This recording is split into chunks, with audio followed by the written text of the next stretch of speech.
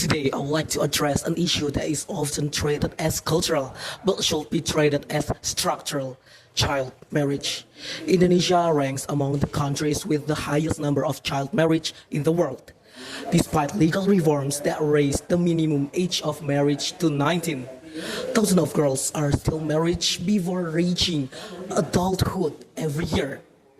This question we must ask is not whether child marriage exists. The question is, why does it persist, even when we know its consequence? Child marriage is not merely a personal decision.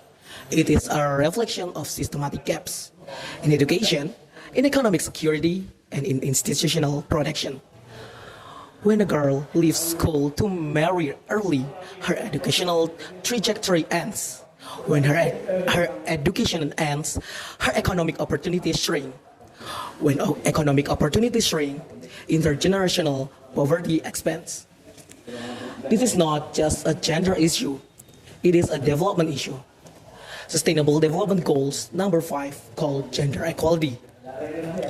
But gender equality cannot exist when childhood is shortened and potential is concentrated.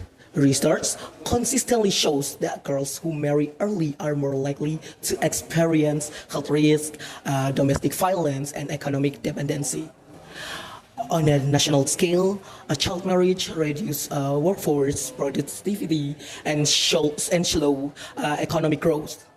In other words, child marriage is not only a social problem, it is a structural barrier to national progress. However, we often frame these issues incorrectly. We frame it as a traditional versus modernity. We frame it as morality versus culture. But if we continue to debate culture, we will never fix the system.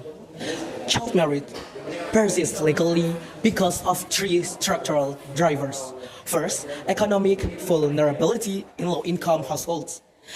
Every marriage is often perceived as a survival strategy. Second, limited access to quality secondary education. When schools are distant, unsafe, or financially inaccessible, dropout rates increase. Third, weak institutional coordination.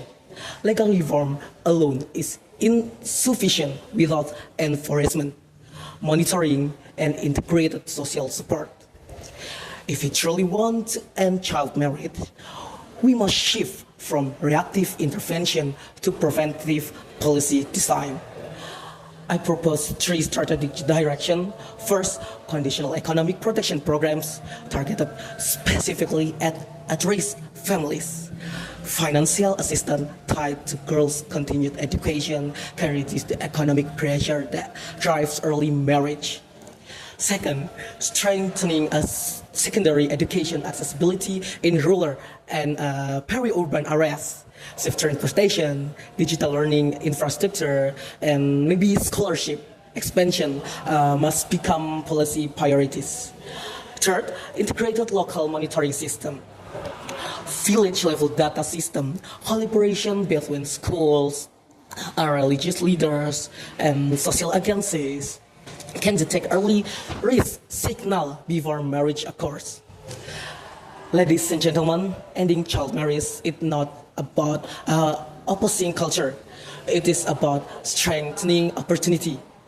When we protect our young girls' education, our young generation education, we protect national productivity. When we delay marriage, we expand economic participation. When we empower young women, we accelerate development. As a future policy reader, I believe that sustainability development requires courage. The courage is maybe to address uncomfortable structural realities because the true measure of a nation progress is not how fast its economic grows, but how well it protects its most vulnerable citizen. Childhood should be a period of growth, not a negotiation. Education should be right, not a privilege dependent on the gender. If we want to build a resilient in Indonesia, we must ensure that every girl has the freedom to choose her future, not have it chosen for her too early. Ending child marriage is not only a moral imperative, It is a policy necessity. I'm Dio Galuh Pradana Jaya Saputra from Agri-Industrial Technology Department. Thank you.